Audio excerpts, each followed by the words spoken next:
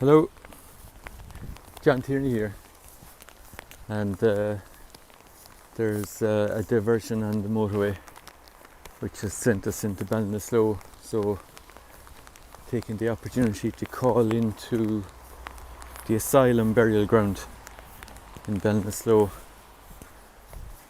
I've come out to Roscommon Road. I was here a few years ago and I'm not sure exactly how to find it, but we're in the townland of Crea. That's a fine stone, very unusual.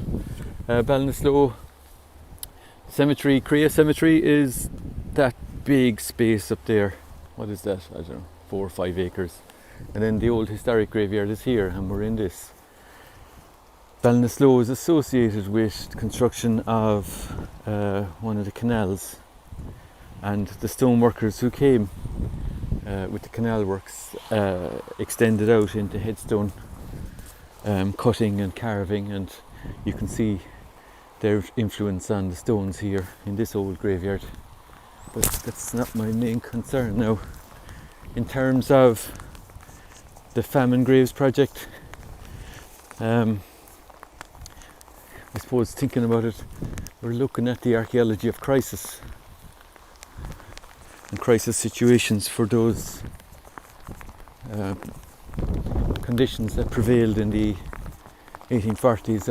It's coming back to me now.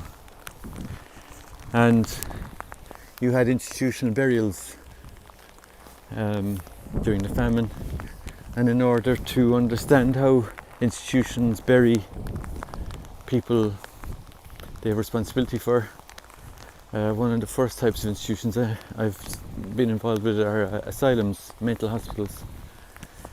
I haven't done much here in Ballinasloe, but Christy Kniff, formerly a community archaeologist for Galway,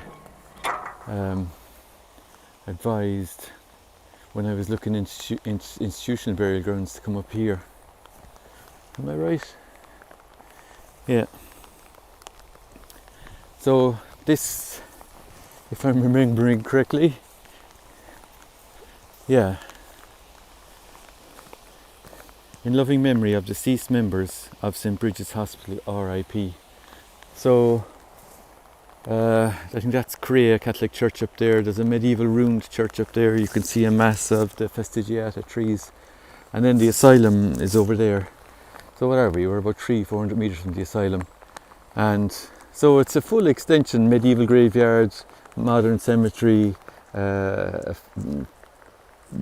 post-medieval graveyard, maybe medieval origins, and then here we have an institutional burial ground attached.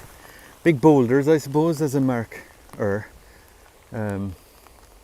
Looks like an iron cross put on him. That could be a remnant of the iron crosses that marked the graves here.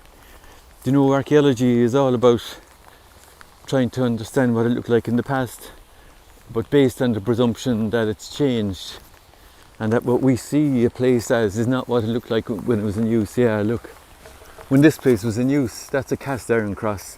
There were rows of cast iron crosses here all over. So we're seeing it in a denuded state, denuded by the influences of time and changes made through time. Christy had a photograph of a whole stack of those iron crosses piled in a corner of some building years ago. So obviously they found one now and put it back here. So I haven't done a lot of reading on this, but my understanding is this is where they buried the patients from the mental hospital, as it was called then. And this, and based on information given to us here in this area, this will be a familiar sight now to anybody who's been watching these videos. Get your eye in. The deep pockets here are graves. Now there's all rain on the windscreen, so I'm not sure will this work. So pocket. No, it's not working. What have I done? Nothing. I don't want that to do. Let's clear them. All these pockets here are graves, And this area is maybe a site type for the country, because unlike what I've seen elsewhere, where we have lots of individual graves, what we're seeing here are graves, single grave size, so they're 2 meters long, less than a meter wide, but they're common graves. So based on information given by people who worked in St. Bridget's over there, we know that these graves were opened. They were dug to a full depth, what would that be, 6 feet, 8 feet, and that multiple coffins were placed in these as the patients passed away. Just as a rule of thumb in my head, I kind of picture patients dying at a rate of about 1 a month, maybe 2 a month under usual times. So maybe these coffins were left, or these graves were left open for a couple of months until they filled up. And then usually they were capped off with about 3 foot of soil. And that's what we're seeing here. A row here, there, oh that's a butte, see that? There. So if I just 1, 2, 3, 4, 5, 6, 7, 8. So there's 8 rows here. 1, 2, 3, 4, 5, 6, 7, 8, 9, 10, 11, 14, 15, 16, 17, 18, 19, 20. So I've just come roughly 20 meters, and we're looking at, you'd expect a row every 2 meters, a bank between that, or a header between them, maybe half a meter, and then another 2 meters. So 2 rows and 4.5 meters. So we'd expect 5 rows there. And look, they're all here. That's all the rows. All those dark splodges. Like it's been cut fairly recently. But certainly from the rocks over, I can see strong evidence of these common graves. So how does this compare with what we think are individual graves dug on the same kind of arrangement? Are these sunken graves with multiple coffins inside them? How is the morphology of them different to the single-use graves? I'm not sure how to try and record that. I'm not sure how to assess it. The common grave used institutionally, I've no other evidence for it elsewhere, but chances are it was used elsewhere here in the country. There is a form of a common grave used in English cemeteries. I think it was called a lock-up grave, and what they used to do is dig the grave, put a door on it, and put a lock on the door, and it was then unlocked and used every time a grave was used. Families would pay for that. They would only pay for the use, or institutions like local authorities would pay for that. It was Christian burial in consecrated ground, but it was the cheaper form of that. So here, common graves in a row arrangement, single grave cuts, single grave pits, but multiple non-related individuals buried inside them. Here inside in Crea. So we'll just walk up the perimeter.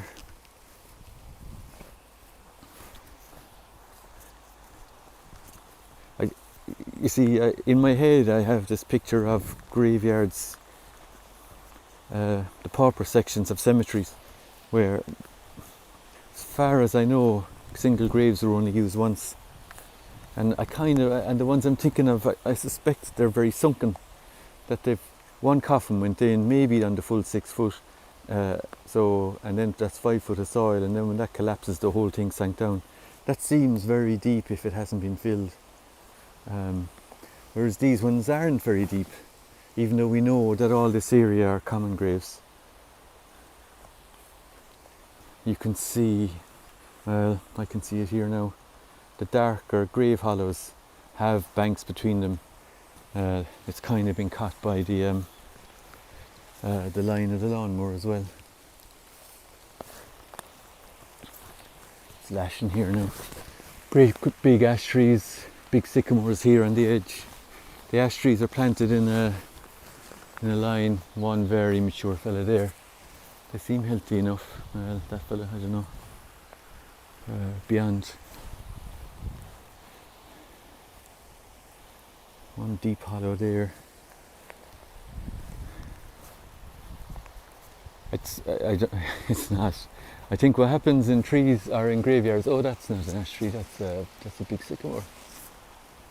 So the ash is there, and then the big sycamore, and he's the fella that's suffering.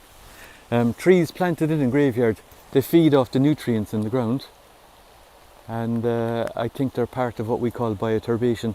They're part of the what causes bodies to break down, whether they're shrouded or coffined. It's something to think about. Ground feels slightly rougher over here. Those big rocks. I'm not seeing graves as well all in here, but I'm not going to say they're not there either. But definitely that section over there, that's very organised, and that's what I've been told is the common grave section. Okay, it's raining now in County Galway. I'm going to drive through Ballinasloe and out the other side, and then head over, meeting one of the lads who's doing the drone surveys with us, to see how that kind of technology will help us in these kind of sites. Okay, so Ballinasloe, St. Bridget's Asylum off on the right. Here, 400 or 500 metres away, burial ground here, relatively small, but in use, certainly up until the 70s from what I'm told, with those common graves in use until then, form of institutional burial. And they're quite close, you know, so what was I saying, 2 metres long, a 50 centimetre bank between them, or a header, and then the graves only have narrow banks between them as well, so that you can fit a lot in. So you can have a full row of institutional burials there, graves side by side by side, with what, 3, 4, 5, 6 coffins inside them at one time, and that's what looks to me like an institutional response to burial is.